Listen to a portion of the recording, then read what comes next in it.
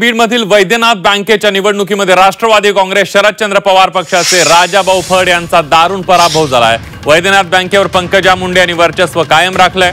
राजाभाऊ फड यांना केवळ 1407 मतं मिळाली असून त्यांच्या समोरील उमेदवार रमेश कराड यांचा तब्बल 14316 मतांनी विजय झालाय। या निवडणुकीत पहिल्यांदाच राष्ट्रवादी काँग्रेस शरदचंद्र पवार पक्षाने उमेदवार दिले होते। त्यांचे 3 उमेदवार निवडणुकीच्या रिंगणात होते। वैद्यनाथ बँकेच्या निवडणुकीमध्ये पहिल्यांदाच मुंडे बहीण आणि भाऊ एकत्र आले होते।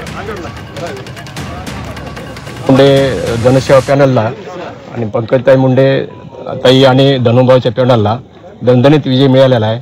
95% पुढे आमच्या पॅनलला मतदान मिळाले आहे। एक निकाल आता भटकेमुक्त मधून निकाल लागलेला आहे आणि पुढचा पण निकाल असाच लागण्याची शक्यता आहे। शरद पवार गटाचे उमेदवार या निवडणुकीमध्ये रस्सीखेच बिलकुल नव्हती। डिपॉझिट जप्त झालं त्यांच्या उमेदवारांचं। 3 उमेदवार त्यांनी फक्त त्यांना उमेदवार सुद्धा मिळाले नाहीत, फक्त 3 उमेदवार उभा केले आणि म्हणजे एकतर बँकेचा खर्च झाला आणि जनतेला त्रास झाला सगळ्यांना आणि त्यांनी निवडणूक लढली त्यांनी।